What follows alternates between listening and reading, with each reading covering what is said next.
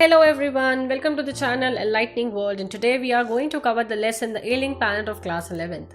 Ailing means sick, and here we are discussing the poor and deteriorating health of our planet Earth. ये lesson कोई story नहीं है, rather एक article है जो कि नानी पाखीवाला ने लिखा था. ये आर्टिकल द इंडियन एक्सप्रेस में पब्लिश हुआ था on 24 November 1994. So let's move on to the article. Author कहते हैं अभी तक ऐसा कोई भी मूवमेंट नहीं है इन द वर्ल्ड हिस्ट्री जिसने सारे ह्यूमन रेस की इमेजिनेशन को इन्फ्लुएंस किया हो जितना कि 25 इयर्स पहले द ग्रीन मूवमेंट ने किया था. 1972 में न्यूजीलैंड में वर्ल्ड की पहली ग्रीन पार्टी बनाई गई थी. तब से ये मूवमेंट अपना काम करने में लगी हुई है. Author is saying we need to shift our hopes from the mechanical view to the holistic and ecological view. इसका मतलब क्या है? ये लाइन बहुत इंपॉर्टेंट है दैट हमें अपना जो माइंडसेट है वो शिफ्ट करना है from the mechanical view to holistic view and ecological view. इसका मतलब ये है that we are taking so many resources from the planet earth as gift समझ के उन रिसोर्सेज को हम यूज कर रहे हैं. बट इन सब में हम ये भूल गए हैं कि अर्थ खुद एक लिविंग एंटिटी है, खुद एक लिविंग थिंग है, जिसको आप मदर अर्थ कहते हो ना. मदर अर्थ इसीलिए कहते हैं बिकॉज वो एक लिविंग थिंग है. So it's not mere a gift-giving machine for us. It is a living organism जिसकी feelings को हमें ध्यान में रखना चाहिए. यही एक holistic view है जो हमें अपने साथ लेकर चलना है कि अर्थ को एक लिविंग एंटिटी समझो, एक लिविंग थिंग समझो और उसके फीलिंग्स को भी रिस्पेक्ट करो. नाउ ये जो शिफ्ट ऑफ व्यूज था वो उतना ही रेवोल्यूशनरी था या उतना ही आप कह लो यूनिवर्सल था. काफी लोगों ने इस चीज को फॉलो किया और इस चीज को जो हमारे ऑथर है उन्होंने कंपेयर किया है कोपरनिकस के एक स्टेटमेंट से जो उन्होंने 16th सेंचुरी में शेयर किया था. जब उन्होंने वो स्टेटमेंट बोली थी तो सब लोगों ने उसके ऊपर एग्री किया था. उसी तरह से इस हॉलिस्टिक व्यू को भी काफी लोगों ने माना. उन्होंने ये रिवील किया था, कोपरनिकस ने ये बताया था कि planets revolve around the sun, not the sun revolve around the planet. और लोगों ने इस चीज को बहुत अच्छे से एक्सेप्ट किया था. सिमिलरली लोगों ने पहली बार हमारे प्लैनेट के लिए थोड़ी सी कॉन्शियसनेस दिखाई है, थोड़ा सा कंसर्न दिखाया है. अर्थ एक ऑर्गेनिज्म है which needs to be respected and preserve. Moving on the next page, यहाँ उन्होंने अर्थ को एक पेशेंट के साथ कंपेयर किया है जिसकी हेल्थ डिक्लाइन होती जा रही है. लोगों को समझ आने लगा है that it is our duty और ethical obligation to preserve this planet, otherwise हमारी आने वाली जनरेशन सफर करेंगी और हमें ही ब्लेम करेंगी.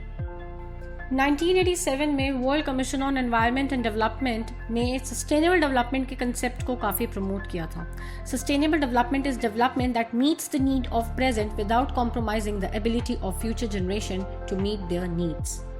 इन शॉर्ट, रिसोर्सेज का अच्छे से यूज करना एंड फ्यूचर जनरेशन के लिए भी सेव करना सस्टेनेबल डेवलपमेंट कहलाता है. इसके बाद ऑथर एक एग्जाम्पल देते हैं जू एट लुसाका, जाम्बिया का, जहां एक बहुत बड़ा सा केज है एंड उसके बाहर एक बोर्ड लगा हुआ है जहां लिखा हुआ वर्ल्ड्स डेंजरस एनिमल. बट उस केज में कोई भी एनिमल नहीं है. एक मिरर है जिसमें आप अपनी रिफ्लेक्शन देखेंगे, जिसका मतलब है कि ह्यूमन से ज्यादा इस वर्ल्ड में कोई भी डेंजरस एनिमल नहीं है. सबसे ज्यादा इस प्लैनेट को अगर किसी भी चीज से खतरा है तो वह है human beings. Human should realize that they are not alone on this planet. We share it with almost 1.4 million species and इनके अलावा भी ऐसे कई और स्पीशीज हैं जिन्हें अभी तक आइडेंटिफाई नहीं किया गया. And they are unnamed in ignominious darkness. Ignominious darkness का मतलब है बिल्कुल अंधेरे में है, उनको अभी तक बाहर भी नहीं निकाला गया, उनका नाम भी हमें नहीं पता कि वो हैं क्या. But we know that there are species and it is very disgraceful और bad that अभी तक हमें उनकी आइडेंटिटी भी नहीं पता और हमने उनको आइडेंटिफाई नहीं किया.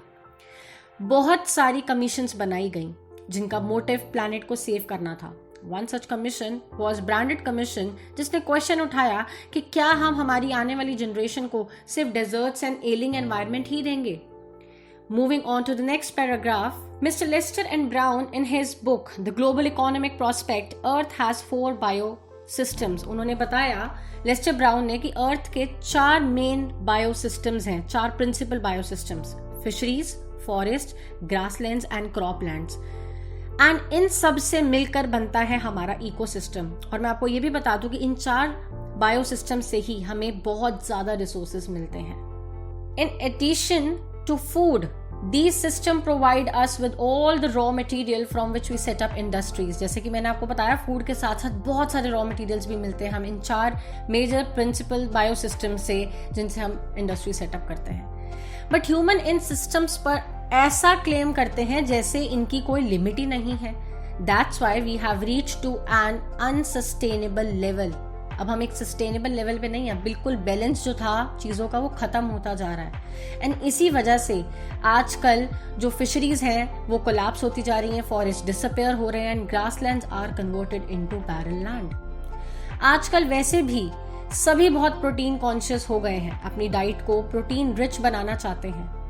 बट कभी हमने ये रियलाइज किया है दैट ये प्रोटीन आता कहाँ से है? Obviously fish. And overfishing is happening nowadays and it is very common कि overfishing की जो problem है बहुत ज़्यादा common होती जा रही है and same is happening with forest. ऐसा भी देखने को मिला है कि resources की कमी की वजह से firewood जो लकड़ी है इतनी महंगी हो गई थी कि pot के अंदर डालने वाली चीज़ जो कि खाना है हमारा, उससे महंगी pot के नीचे जाने वाली चीज़ है, यानी कि लकड़ी ज़्यादा महंगी हो गई है as compared to the food which we are eating. Tropical forest के डिस्ट्रक्शन की वजह से वहाँ की कितनी स्पीशीज जो है वो डिस्ट्रॉय हो गई हैं एंड साथ ही उनका एवोल्यूशन भी रुक गया है. Next para is about article 48A जो कहता है it's a duty of a state to protect the environment and safeguard forest and wildlife of the country. But India में लॉस बन तो जाते हैं बट उनकी रिस्पेक्ट बहुत कम लोग करते हैं. आर्टिकल 48 के तरह ही अनटचेबिलिटी, चाइल्ड लेबर जैसी प्रैक्टिसेस बैन हैं, बट हु फॉलोज?